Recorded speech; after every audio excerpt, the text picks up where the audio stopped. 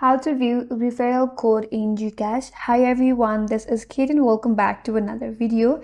And on today's video, we will learn how we can view referral code on GCash. So without further delay, let's get started. First of all, launch your GCash application. Once you have opened the GCash application, you have to log in into your account. So for that, you can either use your PIN or biometrics to log in into your account.